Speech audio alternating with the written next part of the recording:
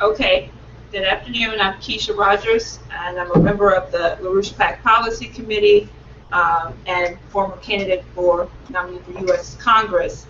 So what we want to do today is to make this discussion, in which I hope all of you have thought about some questions and ways to participate, concerning a discussion to take up questions that you have concerning the recently released paper and policy report done by myself and my colleague with the LaRouche PAC Research and Science team, Ben Deniston.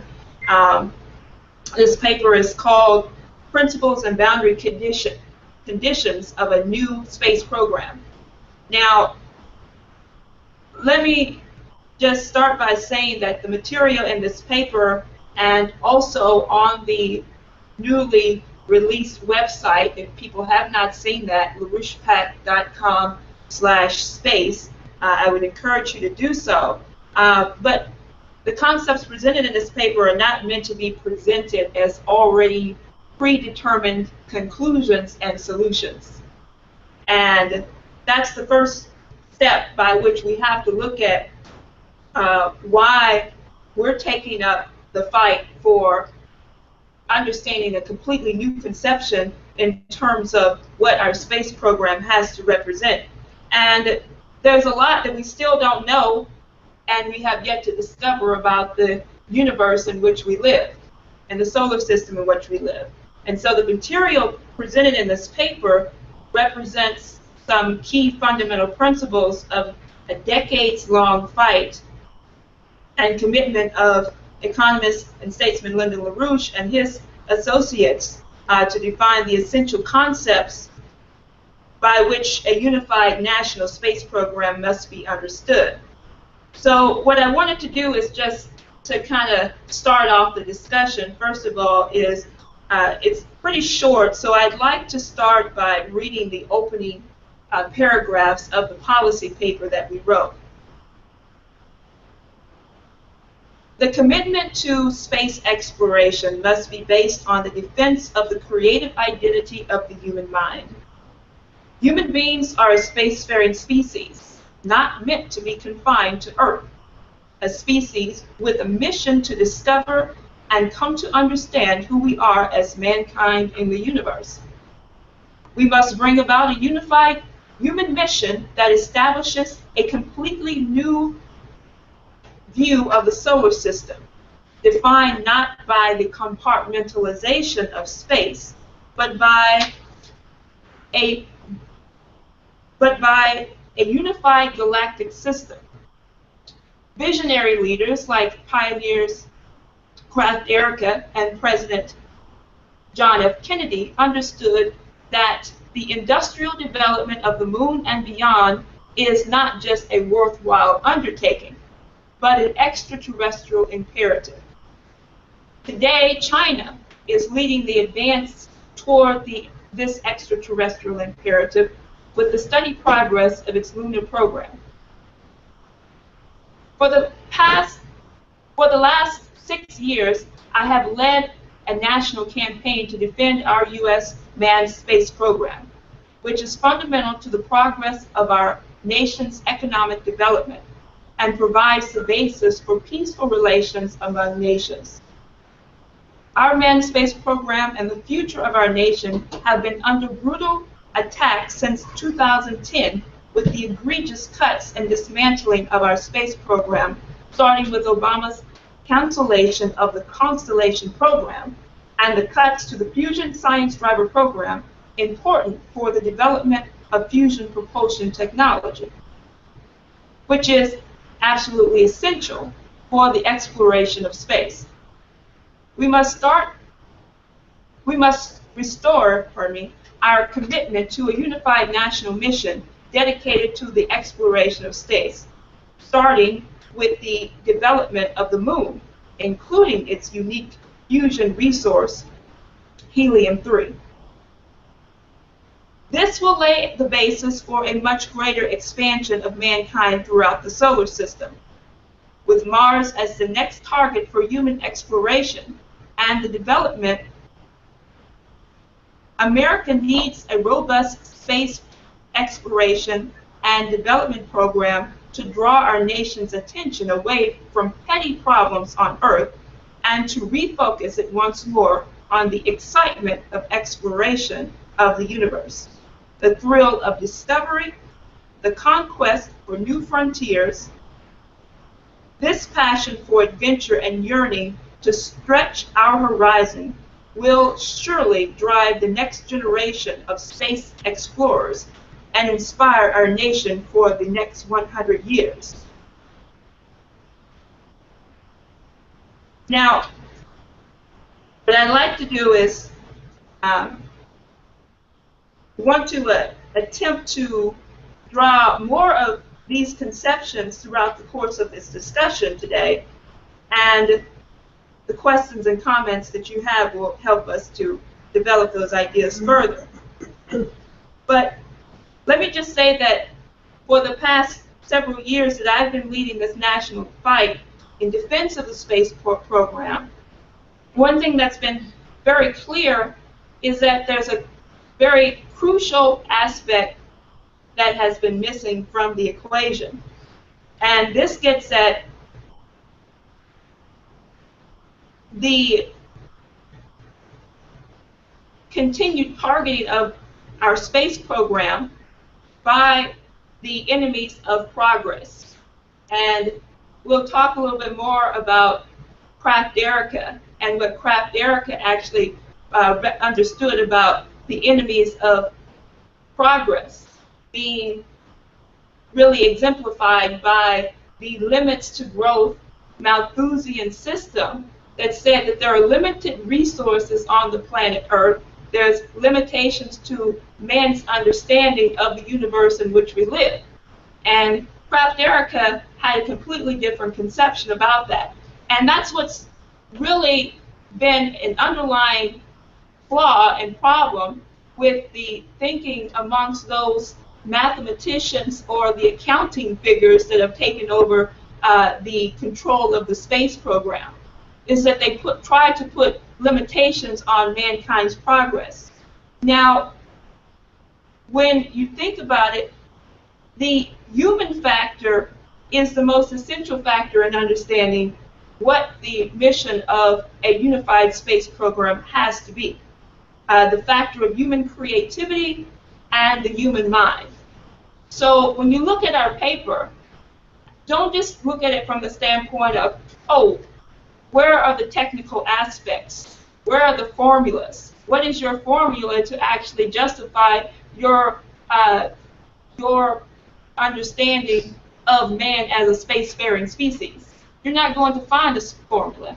You have to find it within yourself as a human being to have a completely new conception of what the identity of human beings on planet Earth and throughout our solar system, throughout the universe and the galaxy that we live in must be. And so this conception of the creativity of the human mind, the human factor, is very critical. It's a principle to understand when you think about what the great pioneers of space exploration defined as our mission and purpose in the space program. What is our extraterrestrial imperative? And I want to refocus again on, many times we have talked about the visionary role of Kraft Erica. And I think he is extremely important to continue to go back to, because the conception of the playful, creative mind doesn't really exist in the domain of the society in which we live right now. And so if you want to think about how you imagine something that you have never known before, how you create something which is the totally new to the understanding of the human mind. And I'm going to go through and expound on that, because that's going to be the basis of what I want you to take for my discussion today. But let me just say, I want to read again Kraft-Derrica's conception of space travel. He says, the concept of space travel carries with it enormous impact because it challenges man on practically all fronts of his physical and spiritual existence. The idea of traveling to other celestial bodies reflects the highest degree the independence of agility of the human mind. It lends ultimate dignity to man's technical and scientific endeavors. Above all, it touches on the philosophy of his very existence. And that's something to think about there. Because the problem is that we have been denied access to understanding of what is the real philosophy of the existence of man. And this has been an ongoing fight since the development of mankind. That the existence of man is something in many eyes as disconnected and has no relationship to the universe in which we live. So now,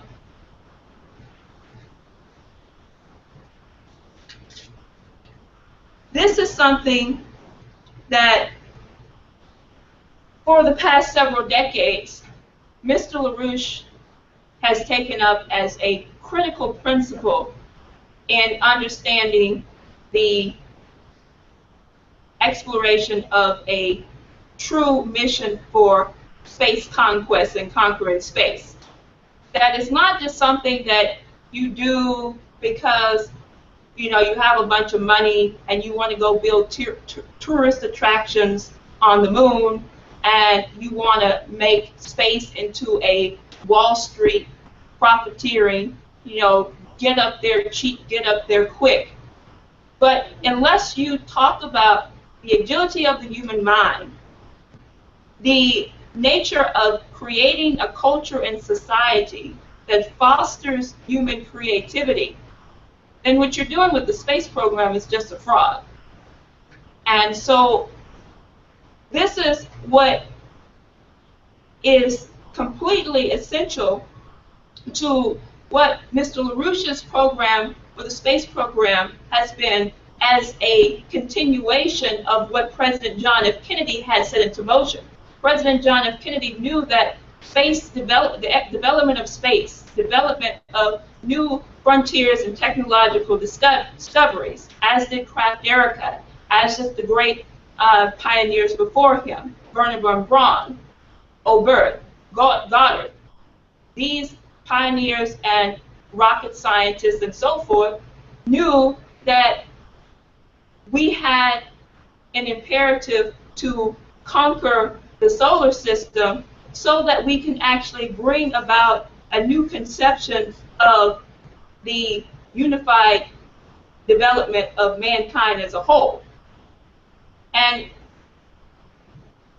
in a paper written in 1986, I believe it was, Mr. LaRouche talks about a very important concept called the spiritual imperative for space conquest, for the conquest of space. And I think this really gets at the spark, which has to be understood. So in that paper, he quotes, hold 1 second. So the spiritual imperative for the conquest of space. Now, before I read this quote, I want you to think about this from the standpoint of there are technological and direct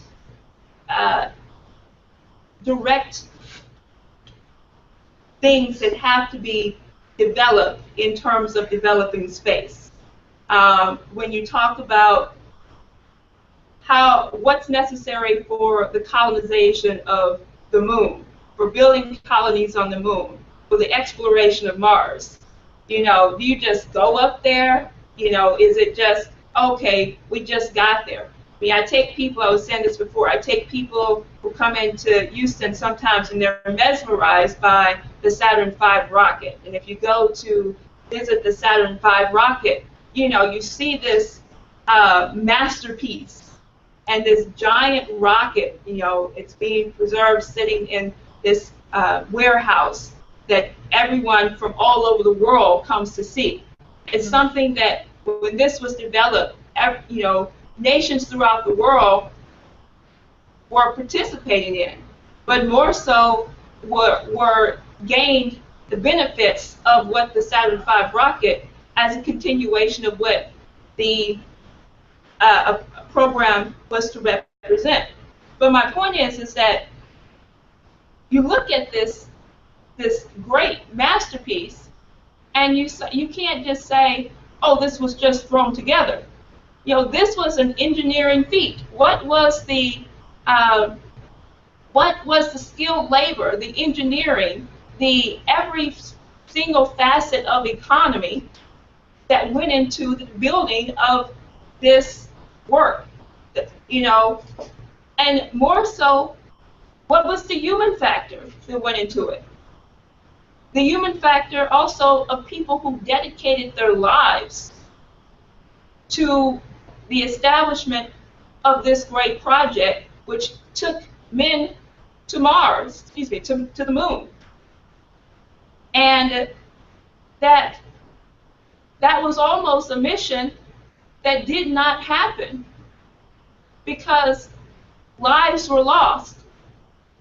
And as we experience in the battlefields of war, and when people commit themselves to a fight in military warfare, that they know that they're going in with the understanding that they might not come out. Their lives may not exist any longer. But the commitment always has to be to the betterment and the progress of mankind coming from your society as a whole. And that's the difference between the conception that we see today with the policy toward our space program that is murderous, that does not take human life truly into account. When you want to put Wall Street and the financial private institutions at the forefront of the development of our space program and say, oh, I'll give you a few pennies if we have something left over. Every single thing, every single penny has to go into the development of space exploration from the standpoint that the human mind and the human life has to be protected and preserved. Now, that makes the point clear of what Mr. LaRouche says when he says, human beings are absolutely distinguished from the beast by virtue of the fact that every newborn infant has the divine spark of reason. This spark, if developed, enables each of us to develop the power of creative reasoning. The quality of reasoning typified by the work of the best scientific discoverers. He goes on to say, one new useful idea discovered by such an individual mind is of benefit for all mankind. And it's very similar to the idea that when mankind goes out into space, when you have an astronaut go out and orbit the Earth and go to the moon, but this isn't just something that the astronaut is doing to go on a joyride. He is actually doing this because all of the nation is going with him to participate in this. All of the world is benefiting from this discovery, as all of the world benefits from a great scientific discovery, such as a discovery of Einstein. or musical discovery of a great classical composer. And that's the culture which we have to reinstill in our society. And that's the culture which differentiates right now the policy of a space program under President Obama, who is putting trillions of dollars in upgrading nuclear arsenal and putting missile defense weapons on the border of China and Russia, instead of actually calling for the collaboration with these nations based on the idea that mankind has to commit itself to a new paradigm based on cooperation among nations. And I thought it was very fitting that just recently the cosmonauts from the International Space Station sent a message down on the 71st anniversary of the defeat of fascism, defeat of the Nazis in Germany, saying that peaceful relations, cooperation, and scientific development among nations is only going to be possible, and pardon me, I'm paraphrasing the quote, but is only going to be possible in a world without war. Now, a world without war starts with understanding what we have to commit ourselves to from a standpoint of a new paradigm based on the cooperation among nations for shared achievements and for the advancements of man's mastery over new fundamental principles and the implementation of new forms of technology. You know, that really gets to the conception of, you know, why we're looking at with great excitement and vigor what China is doing with their space program. And Ben will go through some of this in a moment here. But you have China doing something that no nation has yet to embark on, and going and venturing out on discovery from the standpoint of saying it's our imperative to go to and conquer, master what is out there on the far side of the moon. Now, we're not necessarily going already knowing what's there. We have some ideas, but that's the beauty of the discovery of mankind, is that you're not going and saying, oh, okay, this is what we're going to look for, and this is what we want to find. And, you know, that takes away a sense of creativity if you're already kind of, oh, we're already there. We've already mastered everything. And that's what is so unique about what China's doing, and it really continues to take up what we used to exemplify under leadership such as President John F. Kennedy. That, you know, everybody remembers John F. Kennedy's moon speech, but it had it had this, you know, principle of, we're going to do something that we don't know. We went to the moon. We stepped foot on the moon. We didn't know what was going to happen. We didn't know what we were going to find, but we knew that it was our imperative, our prerogative to embark on this mission. And people, and I was reading about how some of the mission control people, just the people within mission control, like Gene Kranz and so forth, was saying, I don't know about this president, but, you know, he really believed in us, and he believed in this nation, and I thought this was too out there, but, you know, I saw that we had a president that had a vision and said, where there is no vision, the people will perish. That was the idea that Kennedy had committed to the people. So, and that's the idea, and that's the conception right now that you're getting from nations like Russia and China that want to have mankind embark on a new frontier of cooperation and collaboration, which we can participate in if we have the right leadership.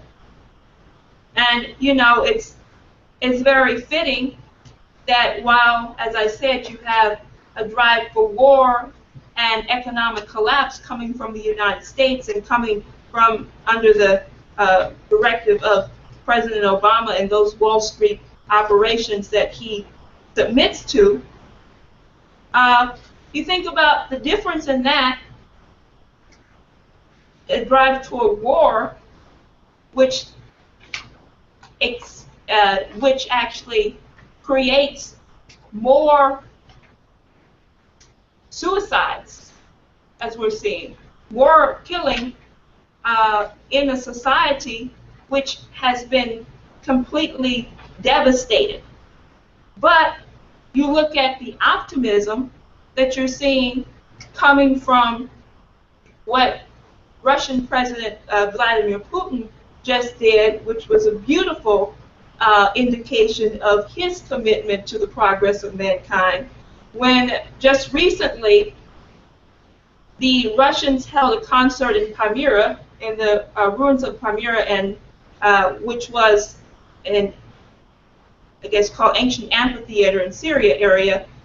Just a few years ago, this area was just used for brutal warfare and killing of human beings. And what he did, President Putin of Russia, is to call for a concert. And I just like to just say this, because think about this. This concert, as was reported in a recent article, was said to be found as most significant that the concert did not begin with a piece by a Russian composer. Instead, the Russians chose to begin with a potent piece by Johann Sebastian Bach, the famous Chaconne Partita for solo violin number 2 in D minor. And he says that the writer says that Yuri Menuhin called the Chaconne, and this is the great cellist, he's a violinist, Menuhin called the Chaconne the greatest structure for solo violin that exists. And violinist Joshua Bell has said the Chaconne is not just one of the greatest pieces of music ever written, but one of the greatest achievements of any man in history. It's a spiritually powerful piece, emotionally powerful, and structurally perfect. And, you might, if you kind of disconnect in these things, you'll say, okay, that's nice, but why did you bring that up?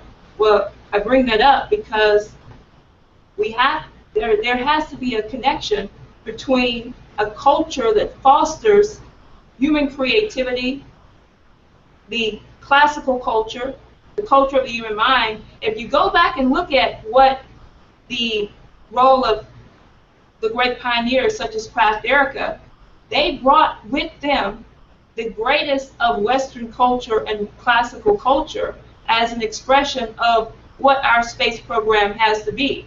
You can't have a space program with Beyonce and Jay-Z and so forth. You have to have a space program that exemplifies a true commitment to the human creative identity. So that's what I wanted to say about this paper and what I'd like for you to take from it.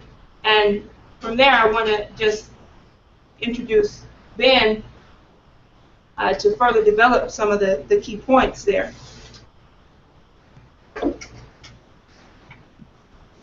Thanks, Kesha. I just want to make sure you guys can hear me okay.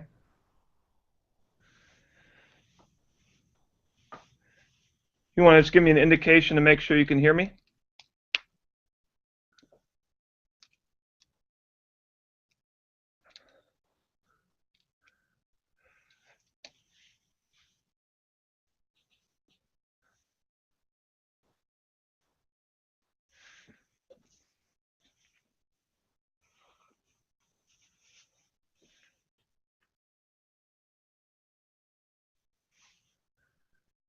Can I be heard over there?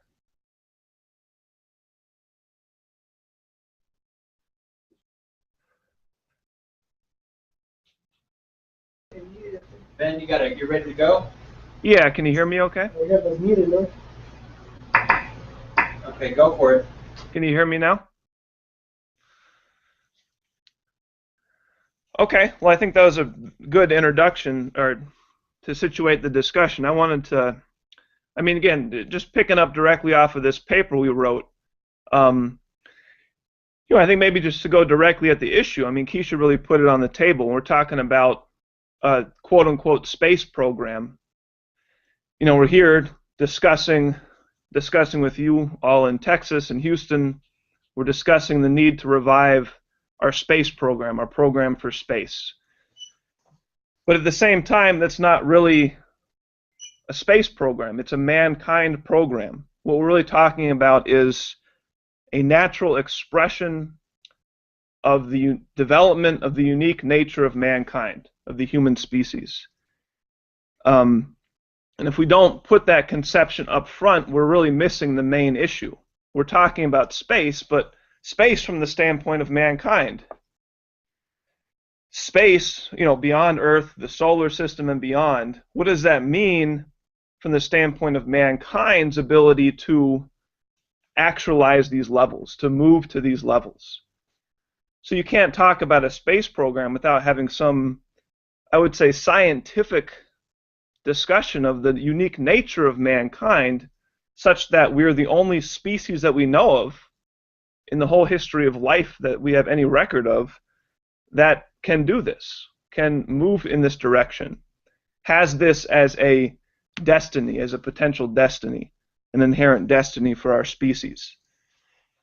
So really, I think this is where Miss Lyndon LaRouche's work comes in as a critical, necessary basis. Really, you have to have some grounding in the scientific understanding of the nature of mankind. That if you look at human society and you look at, say you take what some technically might call an ecological perspective. If you look at what is the nature of a species by how it interacts with the environment around it. What is the nature of a species by its interaction with the biosphere, its relationship to the biosphere, to other life? This is a standard way you study life. And if you study any form of life, any species, just regular animal species, you see that they have what we would call fixed ecological characteristics. The entirety of life as we know it is one in which any given species has a set, defined, fixed relationship, fixed ecological relationship with the environment around it, or if you want to put it in broader terms, with the universe more generally. Mankind is, on this scientific basis, on this scientific investigation, mankind is fundamentally different and fundamentally unique as far as we know. What distinguishes mankind is our ability to continually act ourselves to willfully change our own ecological characteristics. And with mankind, you're now moving beyond ecology per se, and you're really, when you talk about this, and we're discussing a scientific definition or a scientific understanding of the nature of mankind, now you're talking about Mr. LaRouche's work in economics. A real physical science of economy, a real physical science of studying how human society progresses and evolves and redefines and changes the nature of its existence on the planet Earth and, quite frankly, beyond. So this is, when you're talking about space, you're talking about mankind as this unique species that can do this, that has this creative potential, this unique principle established, defining us as unique. How does that process then naturally make the next steps beyond Earth, into the solar system, and beyond the solar system? That's what we're talking about. We're not talking about just space per se. We're talking about space as the next frontier for mankind. And I would just emphasize the next necessary frontier for mankind, because again, if you look at a actual scientific, not an opinion, not just somebody's theory, if you look at a scientific definition of mankind, what distinguishes us as mankind is this ability to progress. So if we don't progress, if we don't make these types of we call revolutionary leaps in fundamentally changing and uplifting the nature of the existence of human society to higher and higher levels, when we're not doing that, we're not actually actualizing what makes mankind human. And that's, I don't want to spend too much time going into it, but that's really the essence of the degeneration that we've seen just destroying society in the past, really 45 years. But then in a really accelerated rate under the reign of the, post 9/11 era of Bush and then Obama, to the point now where we're seeing an unprecedented increase in suicides, in drug overdoses, deaths by drug overdose, deaths by drug use, deaths by alcoholism among middle-aged and younger sections of the population. I mean, this is a,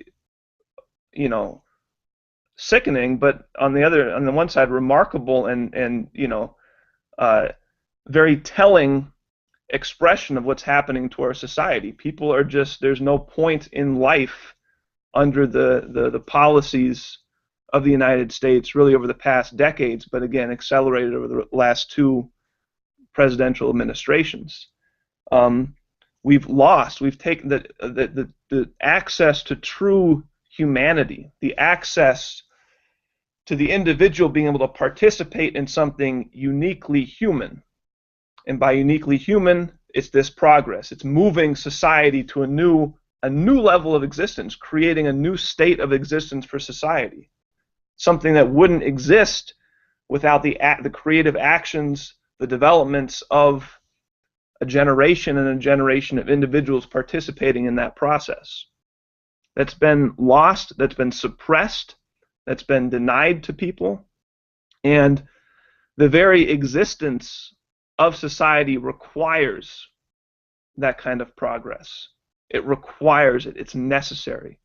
For mankind, progress is necessary. For the universe, progress is necessary.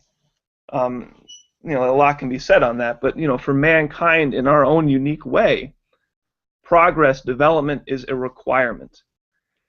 And what does that mean today? That means the solar system. That means mankind as a force in the solar system. That means looking beyond the solar system to the galaxy. Because these are the next frontiers, the next domains presented to mankind in our natural process of development, our natural progress of development. And I just want to, I think you guys can pull up my first slide there. I just want to quickly reference, Kesha brought up Croft Erica. And I just want to quickly reference his own insight into this, because I think it's useful to see the integration of this perspective in a brilliant mind like Croft Erica, somebody that worked very closely with Lyndon LaRouche and Helga LaRouche in the 1970s and the 1980s in their work at the time, because he saw this from this higher standpoint. He recognized that we're talking, he being one of the real early original space pioneers, real visionaries, that was, of the first couple generations that really made mankind's presence in space real. Actually worked out what would be needed to actually do this, and actually organized around it and built support for it and made it happen. He's one of the core early space pioneers, but he recognized it from this higher standpoint. And I think this is reflected very profoundly in his 3 laws of astronautics. So again, the 3 laws of mankind's exploration and development of space. So one of the earliest visionaries, not earliest, but one of the earlier visionaries, a very important, who made critical contributions to the entire initiation of the space program, This was his laws that he saw as defining the nature of astronautics, the nature of the true science of mankind's exploration of space. He said the first law is nothing and nobody under the natural laws of the universe impose any limitations on man except man himself. So we're not, as I was saying, we don't have a fixed ecology, if you want to put it in those terms. We don't have a fixed level of existence. That the limitations for mankind are not the ecological characteristics of our species at any one time, or said otherwise, the resources available to us, for example, at any one stage in humanity. The limits are not the Earth itself.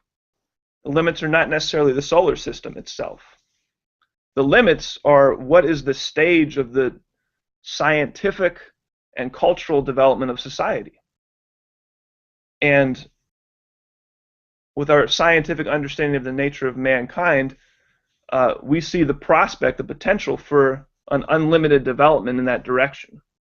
That's what the human species expresses. That's what defines mankind. So the only limits are the limits we impose on ourselves by not going to the next leaps, the next discoveries. And based upon that, he says the second law, therefore not only the Earth, but the entire solar system, and as much of the universe as he can reach under the laws of nature, are mankind's rightful field of activity.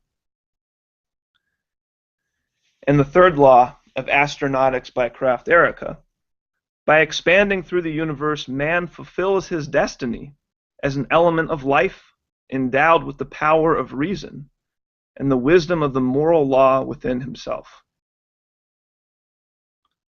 So again, when Kraft Erika thought about defining the laws of mankind's exploration of space, he didn't list things about rockets. He didn't list things about travel in space, about spaceships. He didn't list things about spacesuits or supporting life. He says the fundamental issue is what is the nature of mankind such that mankind can explore space, can explore the solar system and potentially beyond. So he recognized very clearly, again, the space program is an issue about how do we understand mankind's mission, mankind's destiny in the universe as a function of our unique creative capabilities. And that's our problem today. That's the issue today. And we can maybe take this up more in the Q&A and the discussion, but I want to make sure that this is really comes across clearly. That's where we have to win the fight. There's a lot out there when you talk about space where you look at what we have not done over the past, especially under Obama. This has been, the most rapid collapse of the potential of the U.S. in space. But really, you look at that and then look at that in the context of really everything since the Apollo program. And we've been just, if anything, barely creaking along compared to what we could have done, what we should have done. And, people are always trying to look for explanations for why we're not doing what we should have done. Why, it was just too expensive, we didn't sell it right, we didn't convince the American people, we didn't explain to them clearly enough why this is important.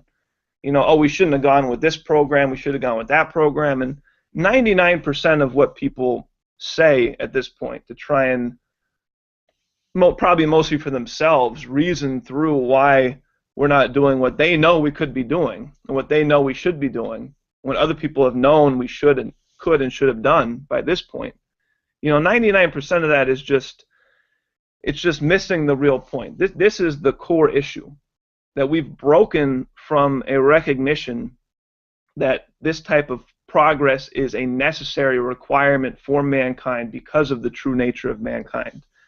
And Kesha referenced this very clearly with this whole, some of this is expressed in what's been called a zero growth or a Malthusian outlook. And that's one core expression of the degenerate ideology that's taken over much of the thought in the United States and held us back. This idea, this whole green environmentalist perspective that we need to limit population growth, we need to limit technological development, we need to limit the growth of society, the development of new science. That has been a core expression of this. But even that is, as I want to get to towards the end, even that is kind of a also an expression of a deeper issue, which again goes to what is society's scientific conception, scientific understanding of the nature of mankind, but really of the human mind and human creativity, that which distinguishes mankind. So that's where we have to win. That's where we have to get the victory. We know what can be done. Maybe some of the details need to be worked out, but we know what direction we need to go. At least we know the direction that is available to us. We know what China is doing. They're pursuing it. We know what other leading nations would like to do. We know what leading scientists in the United States would like to do and have been trying to do for years. But we have to win this fight for a true recognition of this of the scientific understanding of human society, which will allow that to actually occur. We need to come to a recognition that this is not just something that a few people would like to do, but this is necessary. This is required for human progress. And so we're talking about the space program. We're talking about mankind's relation to the solar system. And I think what we want to do when we discuss this is really look at it from two levels, two perspectives. You have kind of what I would say is a secondary issue, kind of a secondary expression of mankind's relation to the solar system, which is what most people think about when they think about the space program. What we might call what LaRouche would define as a physical economic platform for space and for the solar system, or maybe a less accurate term, but maybe easier recognized infrastructure for the solar system. The technologies and infrastructure that will allow mankind, through manned and unmanned activity, allow mankind to become a growing presence, an active presence in exploring, but also developing the solar system. Increasingly changing it, transforming it, improving conditions, understanding it better, but then enabling the expansion of mankind eventually, hopefully beyond the Earth. So, I think it's useful just to break this down into three categories of activity. We have to, for the time being especially, we're going to have to worry about getting people and material from the Earth's surface into space. You have the issue of getting from Earth orbit into space, which is an incredibly energy-intensive process. It takes a lot of work, a lot of effort, a lot of energy to get up into space. And if we want to improve mankind's ability to actually be a powerful presence in the solar system, we want to make some major breakthroughs in lowering the cost of that activity and increasing the ability to put more people, more scientific instrumentation, more support activity, more spacecraft, etc., into Earth orbit in an easier way. The second graphic here in my slides is just one expression of this, which I think is useful for people who are not familiar with it. I mean, maybe people there are pretty familiar with this, but if you just take the Saturn V rocket, for example, the rocket that brought men to the moon and brought them safely back, I think most of you know the whole rocket didn't do that. that whole rocket didn't go to the moon, and then that whole rocket didn't bring people back. The vast majority of that rocket itself, the vast majority of the whole thing was just to get into Earth orbit. You know, if you look at the breakdown here, the bar chart on the side there, you know, these rockets fire in stages. So one stage will fire, it'll expend all of its fuel. That'll separate out. Another stage will fire, and most of the entirety of that rocket itself was used just to get into Earth orbit.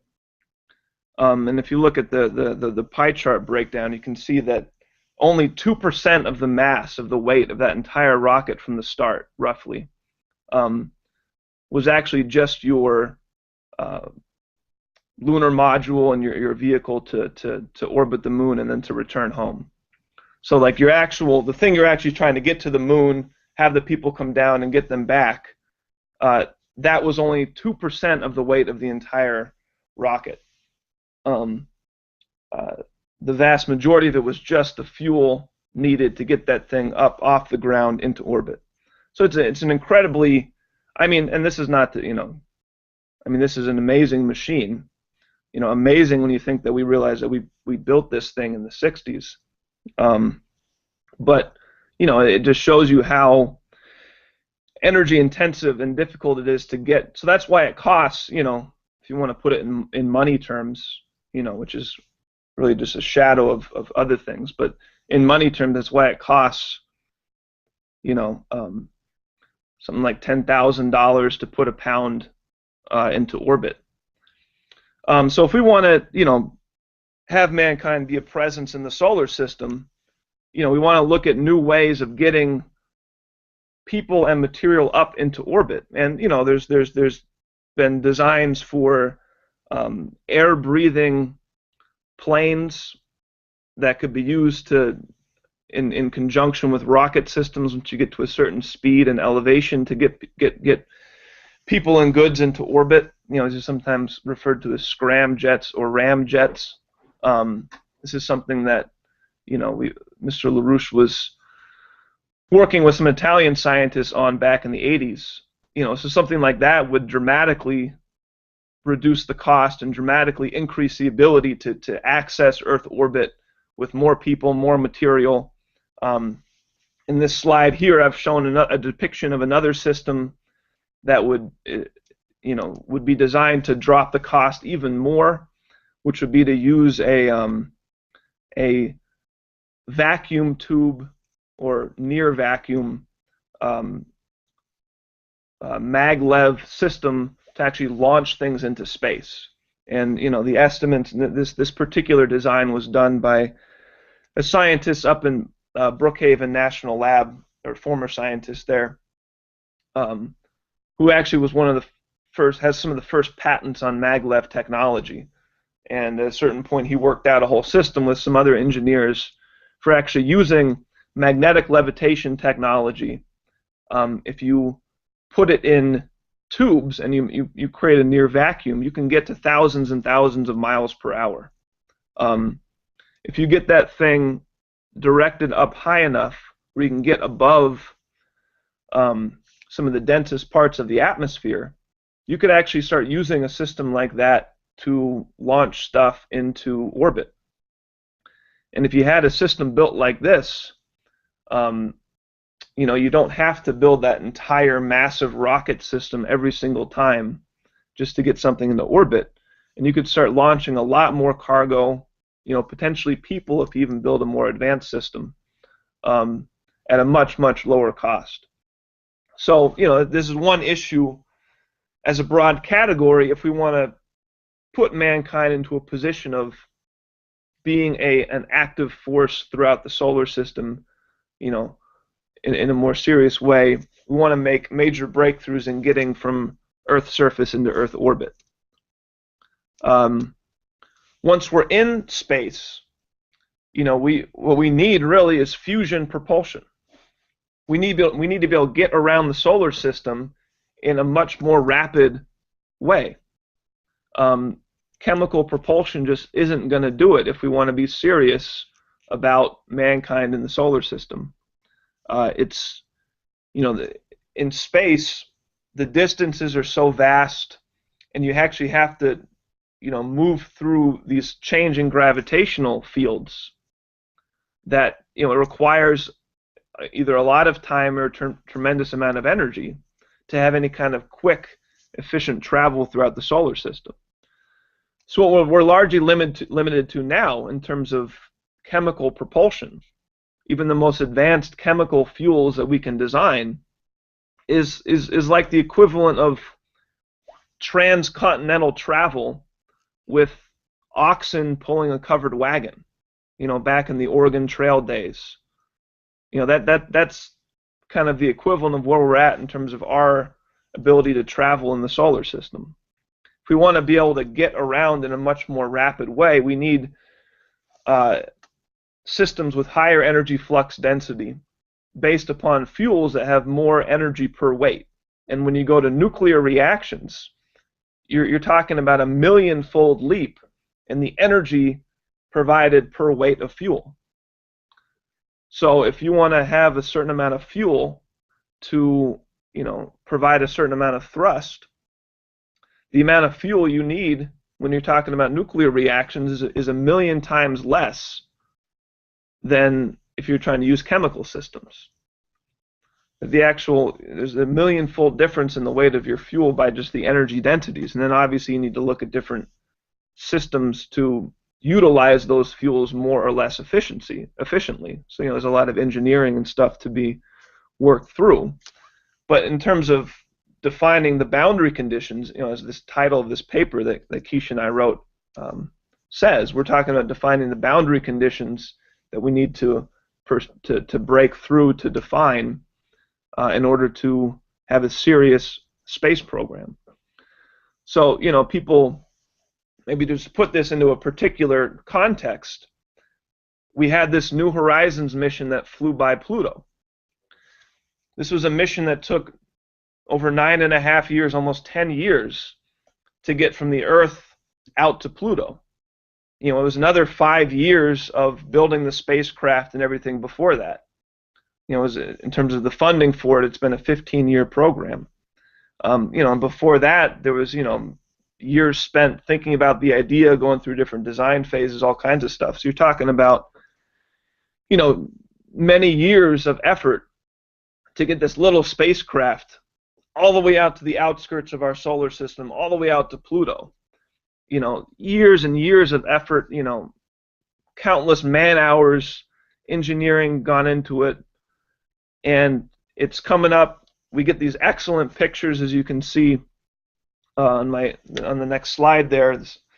You see these pictures of Pluto. We're completely surprised because we see that it's way more diverse and shows signs of relatively recent activity than we had thought was possible. So, everyone's going nuts because they thought it was going to be just this homogeneous, relatively undifferentiated object out there, but then they see that it's got, these vast plains of smooth characteristics indicating that there's been some relatively recent activity. I say recent in terms of solar system timescales. So the thing has been more active than we realized. So we have this amazing surprise, out of this 15-year plus buildup to get this mission out there. And then the spacecraft just keeps going by. So it was years and years of effort. You get a few weeks of images and data, and then it flies by and it's gone. It's going back out into the, and it's going to do other interesting things. It's going to do cool stuff as it keeps going. But if the idea was to go visit Pluto, why didn't we just stop and go around orbit around Pluto? Well, because to slow down enough, not stop, but to slow down enough to enter orbit around Pluto would have required to carry a lot more fuel, to carry all the way out to Pluto to be able to provide enough thrust to slow down to enter into orbit. And if you wanted to provide all that fuel, especially if it's a chemical source of fuel, then the initial launch would have had been much bigger because you're trying to get a bigger object out there, And then quickly these types of things become too expensive or unpractical or unfeasible. You know, maybe we could do something like that if we really put a lot more money into it. But if we had things like nuclear propulsion and fusion propulsion, you know, we could be traveling around the solar system much more rapidly and actually going from one place to another. You know, we don't have to just like throw something by and then, you know, have it take some pictures and just keeps going, because you don't have the energy with you to actually enter into orbit around that body and check it out. If you had really developed nuclear propulsion systems, then now as a new boundary condition, you're creating the potential to travel around the solar system, both manned and unmanned, in completely new ways. You know, and one thing that our organization, that Mr. LaRouche has been pointing to very heavily, is the issue of mankind to Mars. Do you want to put mankind to Mars on a chemical propulsion trajectory and subject them to the high radiation environment of space for months? Or do you want fusion propulsion and cut that trip down to weeks? You know, with fusion propulsion, you have a higher level of energy flux density in the system that you can provide continuous thrust, and you can continually accelerate and decelerate halfway into the trip, and you can dramatically reduce the time you're exposing people to the zero gravity, the degenerative effects of low gravity, zero gravity, as well as the high radiation environment in space. And, you know, with really advanced systems, you could even provide artificial gravity by continual acceleration, you know, so-called 1 gravity or 1g acceleration. So again, this is the second issue. We want to get into, first, you know, we want to be able to transform mankind's ability to get into orbit, get from Earth's surface into Earth orbit, and be able to go out from there. Second, in space, we want to be able to travel around space. And if you're talking about chemical propulsion, yeah, we're doing a lot of interesting stuff. But if you just, you know, step back and look at the issue of travel in the solar system and look at what you're dealing with, if you want to be serious about that, you have to go to nuclear reactions, and really you have to go to fusion. Fusion, you have to get to fusion to really provide what would be a necessary level of energy flux density to be able to handle traveling around and developing the solar system in a serious way. And the third issue is resource development, is actually developing the resources in space on other planetary bodies, so we don't have to bring everything with us. And, you know, one thing that we've been looking at closely in the past few years is the development of helium-3 from the moon. Helium-3 is a unique fusion fuel because it enables more advanced fusion reactions that can be controlled in better ways, and can be much more efficient, and also much more useful for propulsion, for moving spacecraft around. And it's actually virtually absent on Earth. This particular type of helium, this particular isotope of helium, is basic. I mean, there's tiny amounts of it here and there. Some of it we produce ourselves, but it's just minuscule. It's believed, and when we have direct evidence, that there's large amounts of it embedded all over the lunar surface. So for decades, people have been talking about going to the moon, actually setting up industrial activity to develop the resources of the moon. Now, helium-3 is kind of a pinnacle resource to develop, because we can only get it there, basically. But with that process, you could also be developing oxygen, developing what water resources are there. You could be developing the lunar regolith, the soil itself, for potentially using that in construction. I mean, there's tons out there about what we could be doing in actually developing and utilizing the resources on the moon itself. So, you know, the moon, as you know, some have called the next continent off the Earth, is the ideal place to go to start to develop these capabilities. It has unique resources there. It's relatively nearby. And this will be a critical driver program to start a whole process of developing space resources. So instead of just being completely dependent upon everything we can lift up off the Earth, ship all the way around the solar system, we can actually start the ability to develop resources in other locations. So if you take, this physical economic perspective of what are the current boundary conditions in mankind's ability to act and investigate and develop the solar system, I think we can define these three categories, these three areas of activity.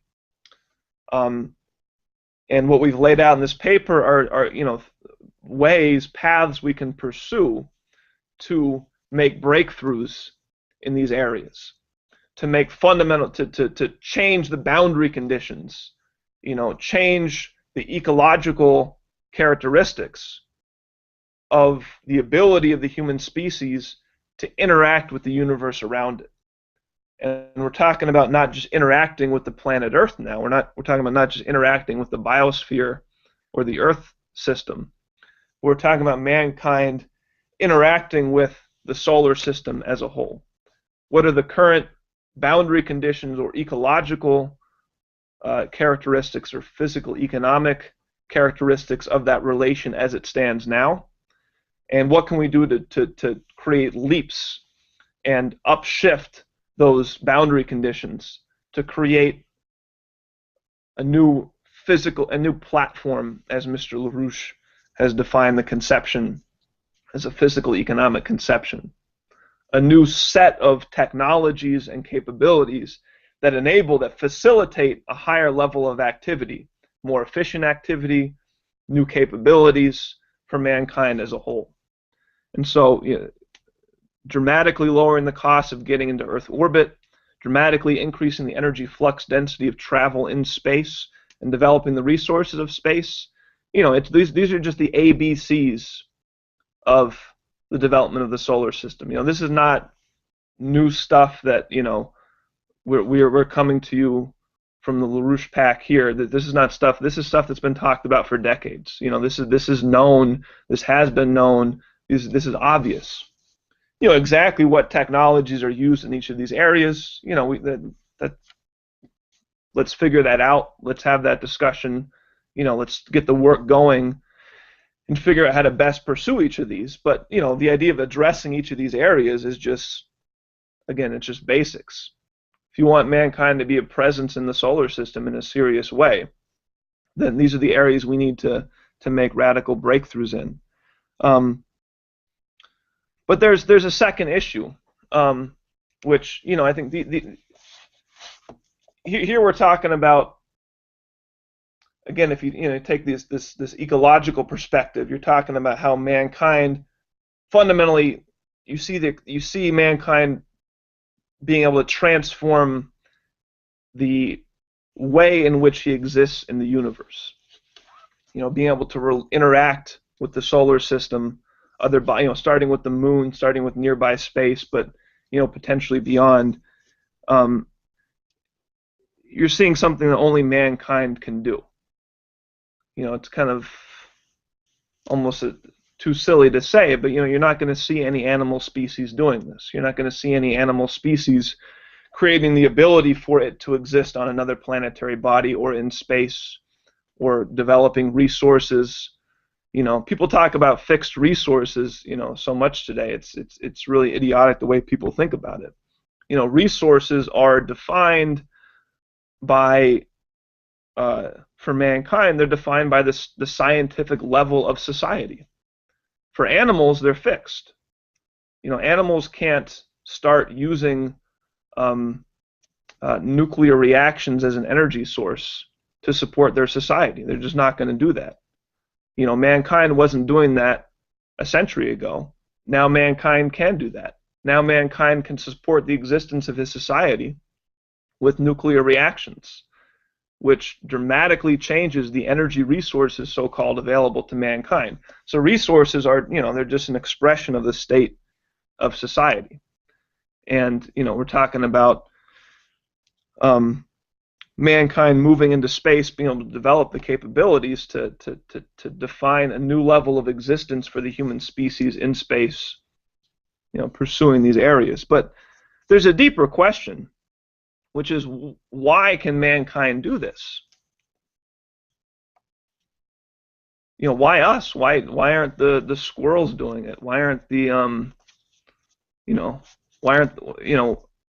why aren't lower order species like the British royal family doing it? Why is it that human beings have the ability to do this? What is it that allows us, that gives us the potential to make these kinds of qualitative shifts in the nature of our relation with the universe? And this I think goes to really the heart of the issue, which is real science, which is really the question of human creativity, the ability of mankind to make discoveries of scientific principle that enable the transformation of how mankind relates with the universe. Fundamental science, not just engineering, not just applications of engineering or applied science, but actual fundamental science and fundamental epistemology. What is the process of human thought and human discovery? How does that actually work? Because that's, you want to travel around space, you want to go to different bodies, you want to explore the solar system. You need science for that. But where does that come from? What enables mankind to be able to do that? And there's a lot of silly stuff that gets discussed, that gets kind of thrown out today to try and address this question. It's really incredibly degenerated, to the point where you get, people who are supposedly scientific experts, and they'll say, wow, the human mind has a great capability for pattern recognition. And that's supposed to explain, like, we can recognize, the human brain as this biological thing can recognize patterns, and that's why you see this absolute distinction between what mankind can do and every other form of animal life that exists. I mean, even the attempt to discuss this subject is degenerated to an incredible degree.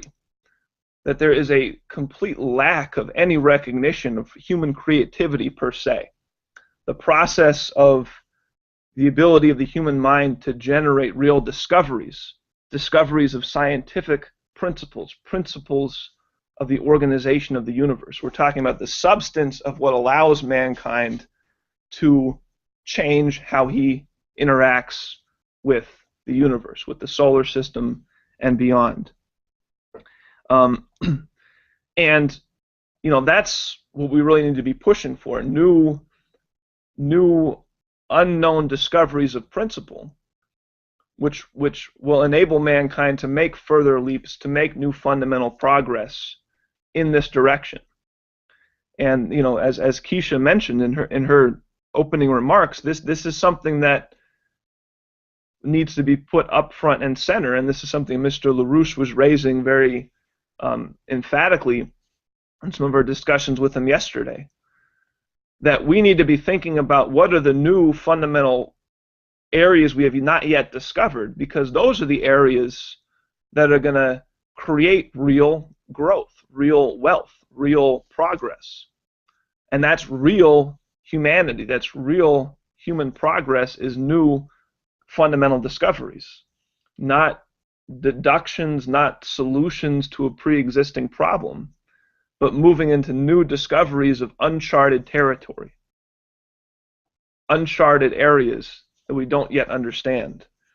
And I think it's useful just to point back to the work of Kepler as one reference point in this, because again, it's sad how degenerate education has become today. Because if you learn about Kepler, for example,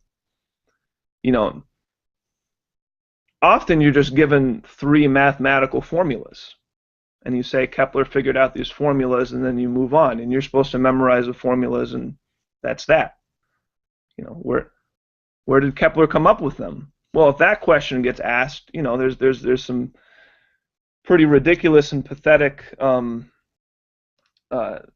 ways that's, often trying to explain, oh, he looked at the data and saw they were ellipses, and therefore he knew the planets orbited in ellipses.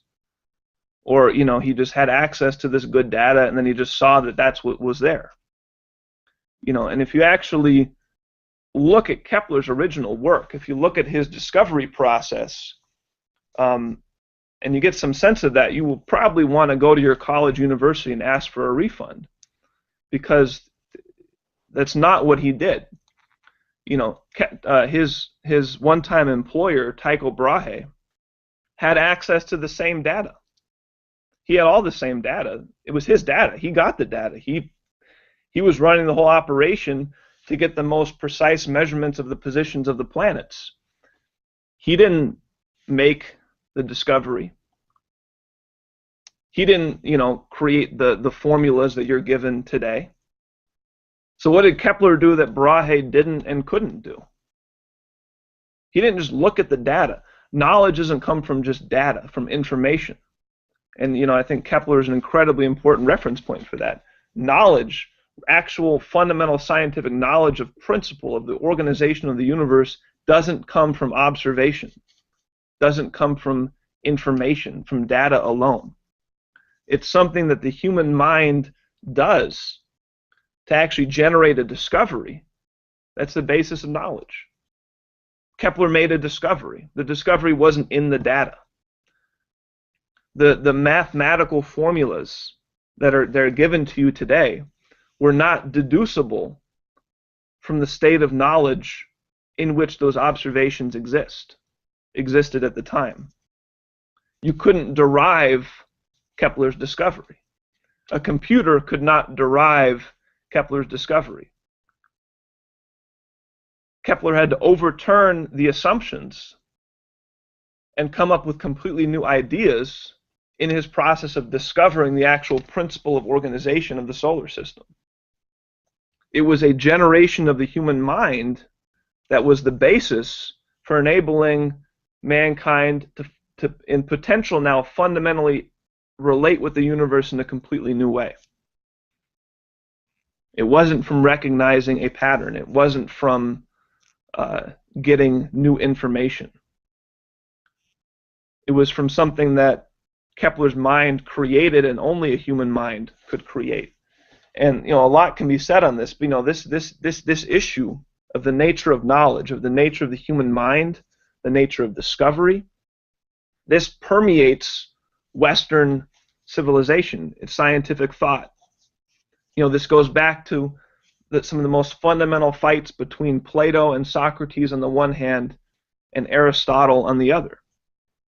This is something that was at the heart of what Nicholas of Cusa took issue with and developed further in completely new ways in his critical contributions in really igniting and creating the basis for the whole Renaissance, including Kepler's work after. And this is the same thing at issue in the counterattack to that by the so-called Enlightenment fraud. This attempt of the oligarchy to retake science in the name of this, neo-Aristotelian degenerate view, away from this competent trend that the Renaissance had created. This has been a core issue at the heart of really what it means to be human. And this comes all the way up through, say, the work of Einstein. And I think if you take the process between Kepler and Einstein, you get a critical reference point for an actual competent process of real discovery, real scientific discovery that needs to be revived and furthered upon today. And what does that mean? It means we're not going to know, we're not going to be able to deduce and derive what the next discoveries are going to be. But we're going to need this quality of approach to recognizing that there's new fundamental discoveries to be made about the galaxy. We don't know how the galaxy operates. We can observe things. We can observe stars moving. We can observe groups of stars moving. we can observe the planets moving around the solar system. We can supposedly explain how and why the planets move. We have some understanding of gravity, of the principle of gravitation, of the organization of the solar system as a whole. There are a lot of very big questions about the actual whole history of the solar system and the process of development and creation, and what's really an anti-entropic process of creation of the solar system. But if you want to take even just a simpler question about the motions of bodies, on the solar system level, we've got a certain understanding. As soon as you go to the galaxy, we can't explain why things move the way they move. Even something as simple as that. There's these huge questions in the large-scale dynamic structures of the organizations of galactic systems we just can't answer today. We have the data, we have the observations. We're making more observations than ever. But we have a culture, a society, and an educational system that says, well, there's not really going to be any new discoveries are just going to be based on observations of this new observations. And there's no recognition of the actual creative powers, the creative capabilities of the human mind that are the real source, the real substance which gives the potential for these new discoveries of principle. So, I think that we're talking about reviving a space program. We're talking about reviving mankind. We're talking about reviving a recognition and an understanding of the unique future that mankind has to create, and we have a critical leadership role to play in that, because these issues are not understood by much of society at all today, and we have to take the fight to that level. So what we're doing here with this discussion, what Kesha's initiated really in the past couple months, is absolutely critical, and I'll leave it at that, and I hope there's some thoughts and some discussion, and look forward to going through this in more detail.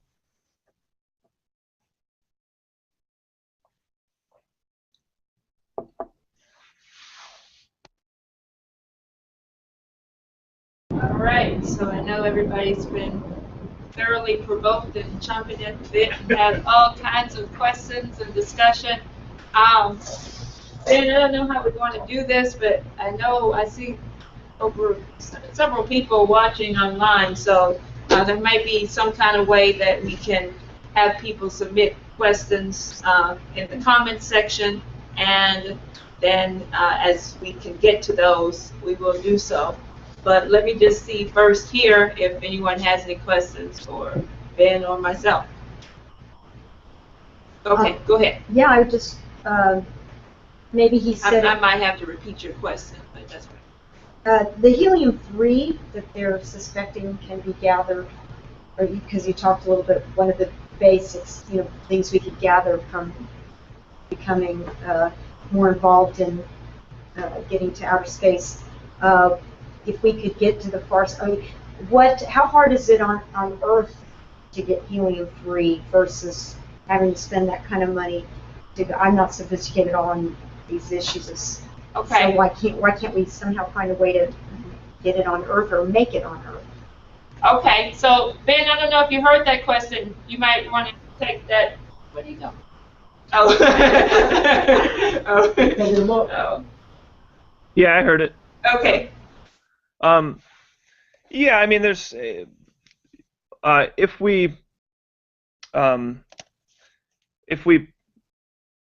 you can get it through the decay of tritium, an isotope of hydrogen. So yeah, there's ways you can start to, but to do that on any kind of large scale would be incredibly difficult and expensive, and just take a lot. You're trying to just generate any significant amount of this particular isotope through the decay of another one. That would take a lot of activity. So what I should point to is the University of Wisconsin has a team there that's been looking at this issue in some detail. And they were actually looking at it before it was even known. Some people were even looking at it before it was really recognized that it was so abundant on the moon, because they already knew that this would be a very good fuel for fusion. And they've actually produced studies on, what it would take to produce it here on Earth, how much is expected to exist in the Earth, what it would take to go get it from other planets. So there's been a lot of analysis done in different ways you could get it, different places you might be able to find it. But what they've concluded, and other people have concluded, is that going to the moon, developing the infrastructure on the moon, would be the ideal way to start to get a regular, decent, and large enough supply of helium-3 to start to use it for fusion processes on a large scale. And I would emphasize that that is also an important driver program for the development of the moon generally. Again, you would get other resources, potentially water, oxygen, metals, other things that we know are part of the lunar surface. Those are also available to us there. That's not stuff we would bring back to Earth. That's stuff we would use on the moon. That's stuff we would use for potentially construction on the moon, potentially habitation, potentially using it for travel, for other things.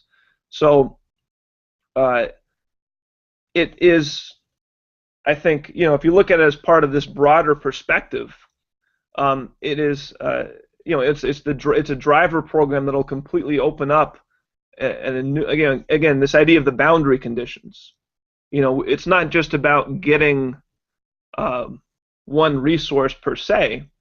What we really want to do is how do we upshift the boundary conditions on society, and being able to develop the resources in space for use in space is going to be a critical component of moving mankind further into being a serious force in the solar system. So for getting it here on Earth, it's been defined as the best route to go if we want to get any large scale. If you just want to produce a tiny amount of it for some very simple experiment, yeah, we can do a little bit of that. But if you want to power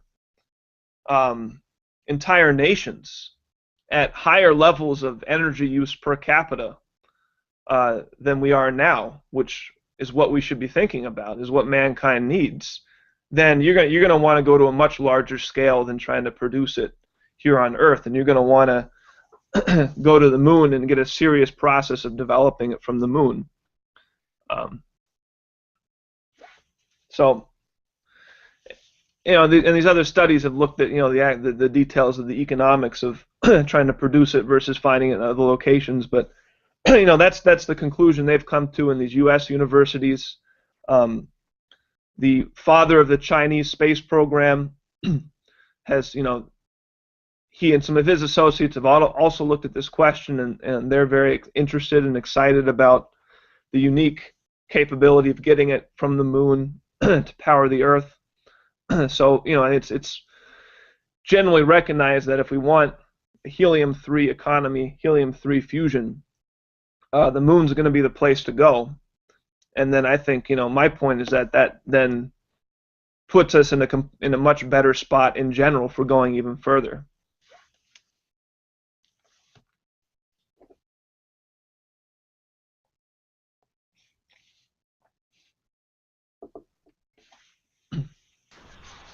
I can give you another question. Okay, we got another question. Okay, and it's from our guest here, one of our guests. Okay. It's on Kepler. He says that he's asking a question about the way he understands it is that Newton is the one that discovered gravitation, not Kepler. That Kepler's working out of the so-called three laws was deductive. That in Kepler's mind, God was the cause of the existence of the orbits of the planets. It was Newton that discovered gravitation. I think that's a fair summation. So I wanted your comments on that, because it shows up in the solar system economic platform. It's right there underneath the photographs of Einstein and Kepler. Right. And that provoked him. This is coming from someone who's in the scientific community at NASA. Yeah, I mean that's the issue we want to have. I mean you're told things in school.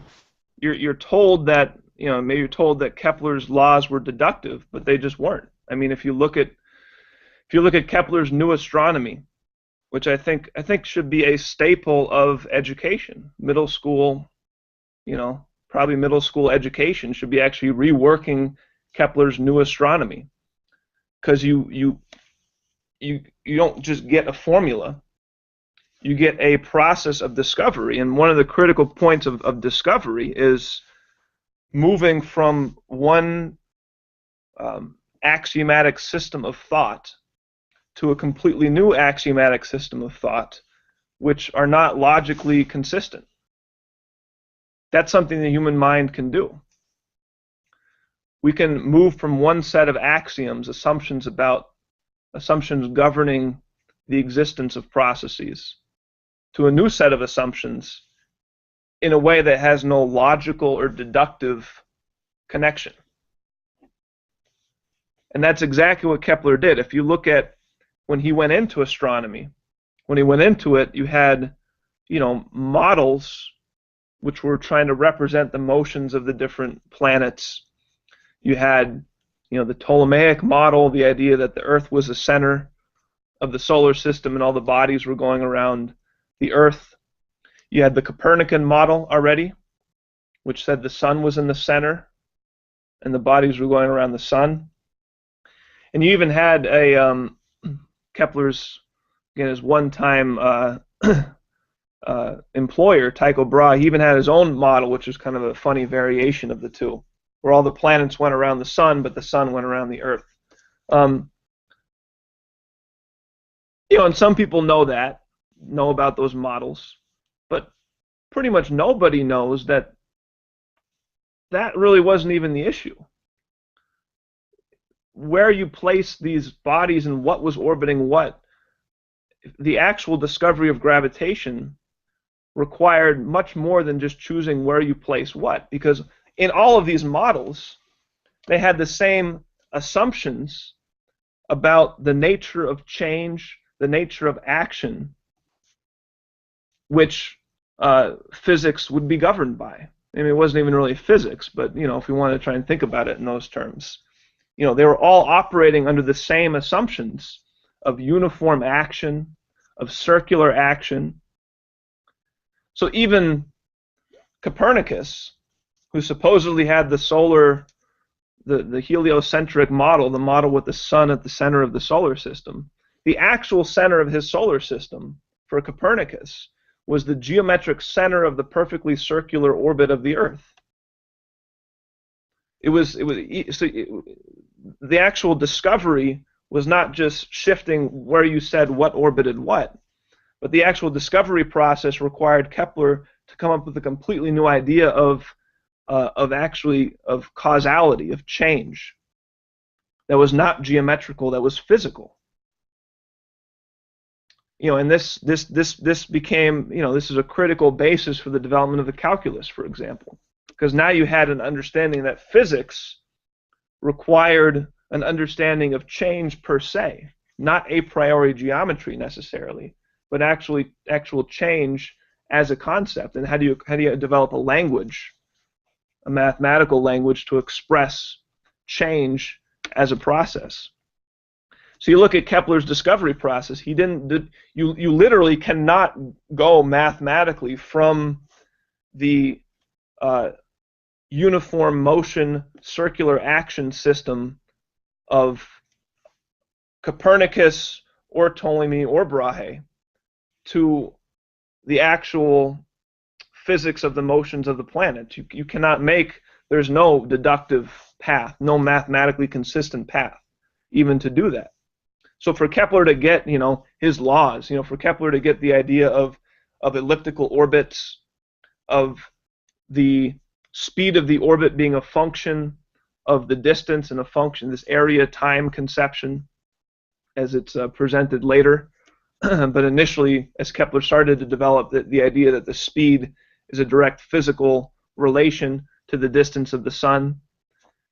And then, his unifying conception of the relation between different orbits, what's discussed as the 3/2 law, which came out of his work that he presented in his later book, The Harmony of the World. These were not deduced. These were not just, you didn't just look at the observations and make a few calculations and come out with these ideas. These were actual discoveries based upon his investigation of cause, of an actual physical cause driving, a physical cause that had to be discovered by the human mind. Not a geometric representation of motions or actions, but an actual beginning of physics. And Kepler did that. He was the only one to do that. Newton did not do that. Newton had, a derivation where he was able to combine Kepler's laws and some new formulations that were developed, and he came up with a new mathematical derivation of the inverse square law. But that wasn't a discovery, that wasn't comparable to Kepler's actual discovery of the causality of the solar system. I think this also is reflected very clearly when you look to the work of Einstein. You look at Einstein's recognition of Kepler. You look at the recognition that this Newtonian idea of action at a distance, of instantaneous action at a distance, that's you look at Einstein's thoughts on that. It's not a physical conception. And you look at Einstein as a product of the quality of thought, as consciously recognizing his own work as a continuation of the quality of thought of Kepler. You start to get a real sense of what the real issues are. So Kepler it wasn't deductive, it wasn't a derivation, it was an actual discovery. And Einstein himself expressed clear recognition that that's the fundamental issue, that knowledge for mankind isn't about observations or descriptions of observations, but knowledge is something that the human mind can generate, that the human mind can make non-deductive, non-logical generations of new conceptions, new discoveries, which are to some degree consistent with the nature of organization of the universe. So knowledge is something unique about human creativity, which is not rooted in observation, in mathematics, in the type of derivations that Einstein or that Newton is attributed to having done to derive a new mathematical formulation. Needless to say, Einstein was the one that revolutionized physics, a key pinnacle figure in revolutionizing physics, on this basis at the turn of this past century and into it. So, I think this is the issue that needs to be fought out and addressed. The complete degeneration of our educational system. A lot of this goes directly, to the work of people like Bertrand Russell, who were, not only promoting this total reductionist mathematical formal idea of knowledge and science and physics, but he was doing it as a part of a political ideology, a political objective. A conception that the vast majority of society should be kept in a uneducated, lower educated state, and only a smaller few should be able to really be running society and and educated on that level. So that's the core of the fight, is this issue of real epistemology, real science. If you actually go to the work of Kepler and actually look at his work, look at his discovery process, and go through his steps of discovery, you get a much clearer insight into real science, real discovery than most of what anybody's getting in education today.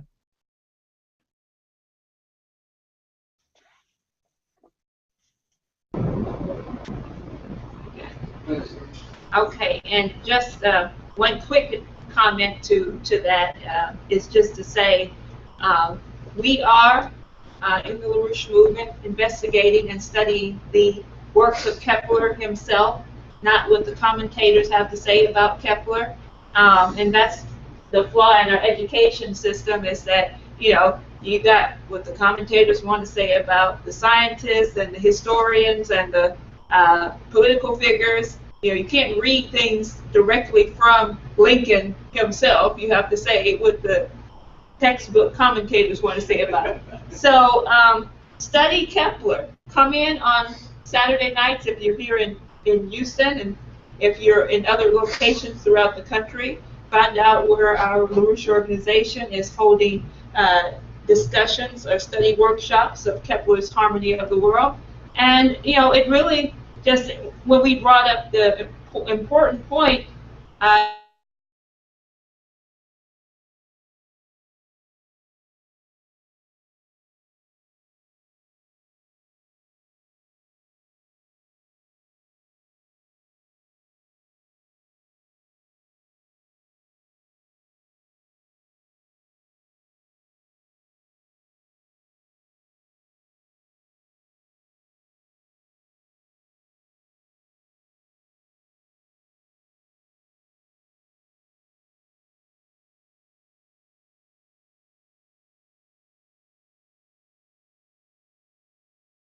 what you're taught about Aristotle and Aristotle's view of man.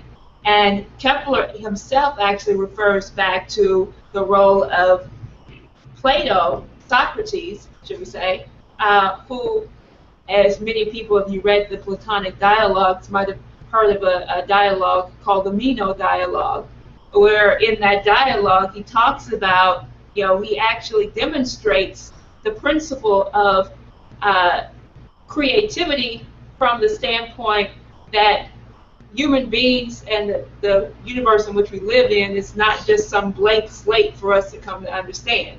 But the creative process already is happening within the universe in which we live. The universe is creative. And so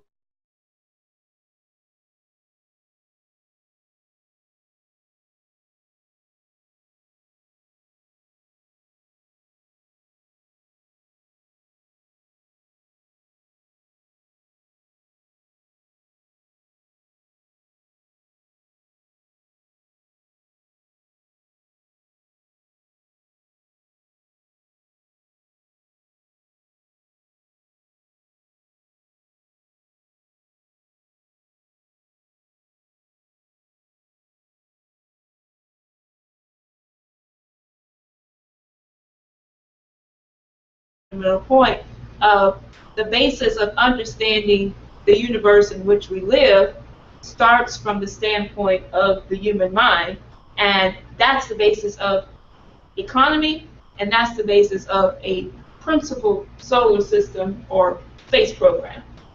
So I just wanted to put that out there. This is an excellent source to actually start to look at and really play around with, that there is an ordering principle into the universe that we live in that is for us to discover. And I would just add that Kepler is also extremely autobiographical in his writings. And he tells you what he's thinking. He's taking you through the process of his own thinking. Right. So you're not leaping from one idea that he's just presenting de novo. You're going through the process. You're going through his discovery process. Yeah. Exactly. That's right. The new astronomy is now available to purchase for about $40. New astronomy is available to Yeah. purchase? Okay. It's really Yeah. good. See, that's good, because they try to make these things expensive so you can't Yeah, I think get the access first to edition them. was like $200, and the second edition was like $40. Yeah. We had an example of Kepler's forecasting on Monday with the transit of Mercury, and Kepler was the first to predict the exact timing of the transit of Mercury in 1631, which was a year after he died. Kepler was the first to predict the transit of Mercury in 1631, which was a year. Yes. Well, Mercury. No, Mercury. He just made he predicted it would occur.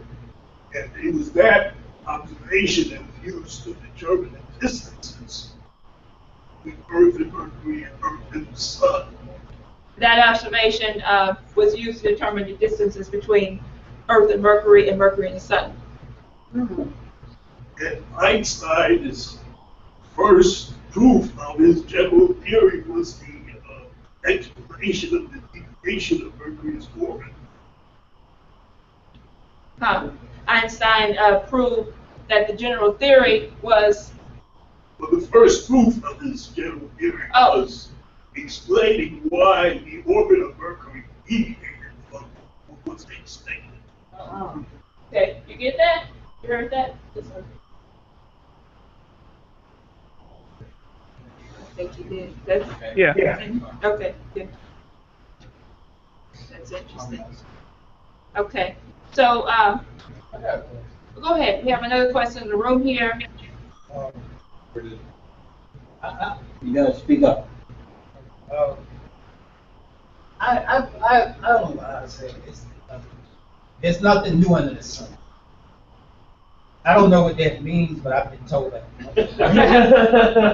But it sort of makes me like what I'm hearing now is like, okay, say you mentioned Greek society, which that's a starting point in a sense for the information that we're exposed to. But I also been told that there was like, say like Egyptian mystery school, societies that were established long before the Greeks, that had this knowledge and maybe more because there's nothing under the sun. Knowledge was already there. We're in a sense, say from the Greek point of view to now, I think it seems like it's just being rediscovered or has been rediscovered. But we did go through a period in time where knowledge was, like a dark age, so to speak, in history, right. From a historical point of view. But what I'm saying is the Egyptians, and not just the Egyptians, but I just use them as a focal point. The Egyptians sort of had left signs just through the pyramids. I don't know much about science. I don't know much about math, but those pyramids are somehow, from what I've been told, mathematically connected to the planets and stars and things of that nature. That takes knowledge, which, like I say, was already there but was lost. And also, it's like I don't know. I done lost my train of thought, but just from that perspective, I get like there's nothing new under the sun. But back to what you said earlier, that we as our human concept, our human nature, it's in our DNA, it's in our concept to discover or to wonder or explore. Right. And we illustrated that long before the point in time that we use, say, as the Greeks. It seemed to have been done before, that in earlier times. I've heard of where they had information, and I'm not saying the Egyptians, I don't know, there was information that mathematically they could, tell you the weight of the Earth, the distance to certain stars. They was aware of, certain planets in the universe. Like I say, we lost that, and then at that Greek point in time, it was rediscovered, then lost again. And so now it seems like we're trying to, which is good, we're trying to enhance that information, we're trying to rediscover that information, we're trying to utilize our creativity, which is in our DNA. Right. Yeah. Yeah, I think the key thing is that, the discoveries of mankind and the creativity of mankind is not necessarily organized in one aspect or one area of society. You take the works of Eratosthenes. You take that his measurements of the measurement of the Earth and relationship of the Earth to the sun, or looking at what this was done like in the culture of what would be known as the Egyptian area, Egyptian culture. So the idea is also that when you talk about these discoveries, you're not talking about it from the standpoint of a certain geographic area per se, but more so we're saying what is it that has to be understood in terms of a unified conception of who we are as a species, as a human species, that we benefited from the discoveries made on the eastern shores as well as the western shores, and all mankind has benefited from those discoveries. Kepler was European born, but that doesn't mean that people in Asia did not benefit from the discoveries made by Kepler, just as an example. So, we're not talking about it from the standpoint, because a lot of people, Greek versus, Egyptians did it first, Greeks did it second, I don't know, but the point being is that there were fundamental discoveries that transformed the nature and the conception of all of mankind as a whole. Those fundamental discoveries can be said about music, the discoveries of classical compositions, can be said about scientific discoveries. It wasn't just a discovery, for instance, that Bach made in his musical discoveries of the well-tempered clavier that only affected people within a certain region of the world, but it affected people in, all over the world, all over the planet, all so forth. And since we haven't defeated the Empire, they do keep trying to create dark ages, and oftentimes successfully, to try to drive mankind back into a peaceful state. Yeah, that's Now we have a the chance to point. defeat the Empire once and for all, and put an end to that. Yeah, because the empire tries to rear its ugly head, doesn't care what part of the world it is, in all parts of the world, and all cultures that actually try to promote a drive toward creative progress for mankind. And that's what's been lost in our society. And while you have right now, there is a real fight that's going on amongst, you look at, we've been talking about the Asia,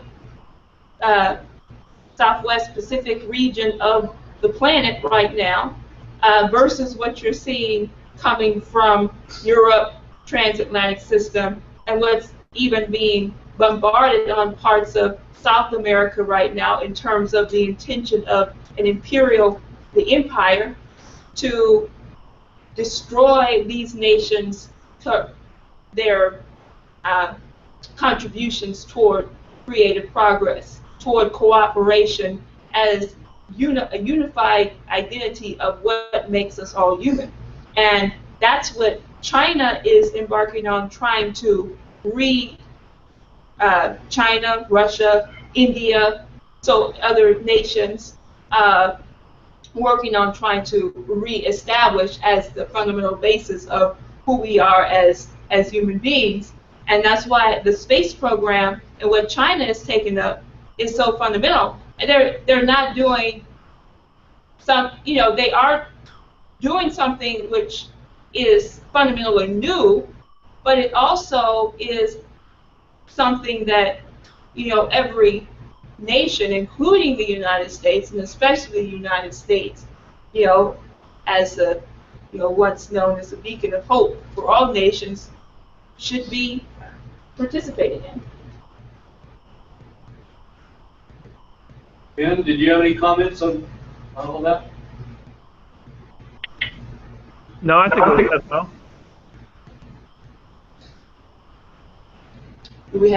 So if we have one or two questions on the website, if not, maybe the questions are already being asked. I think we've covered a lot here today. So this is going to be an ongoing discussion. And I hope all that were participating here and all that were watching will really come out of this with a new conception of what you're fighting for in the space program. And to take this now, you have the responsibility of taking this to your friends and family and the population, the citizens of this nation, taking this to the scientific community, and really saying that we have to get a new conception of what it is that we want to create, that we must create from the standpoint of what our mission to real economic scientific progress has to be, and it must be.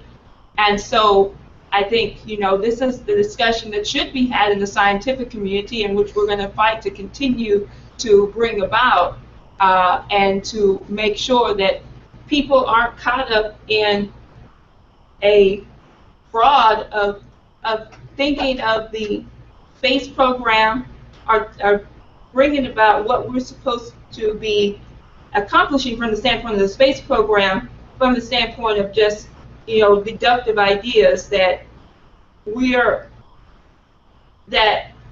is only going to be determined by well, how much money do we have, and do people say that it's possible to happen? But the point is, we have to do the impossible. That's what the space program actually represents. That's what the space program, is a fundamental principle of really doing that which has never been done before, and that which people see as being impossible. So I think that we should have that as a part of our intentions again, and to continue this discussion. So I don't know if there's any last-minute questions here in the room. Otherwise, I want to ask Ben if he has anything he wants to say. No, I think yeah, the idea of this being a continuing discussion, I think, is right. We should just, we have to raise the level of discussion, and I think, I think, just to restate something, but I think it's important. We've been living in such a level of heavy demoralization and lack of progress that people think so small now that we really have to be conscious of that and take this fight to people. Even people who would like more have accepted a very small slice, a very small mission, and I think many people, quite frankly, are afraid to really put themselves out there and fight for something on a bigger level again. And we're at a point where not only is that just a sad state to be in, but that's a suicidal state. We need to progress. We need to revive.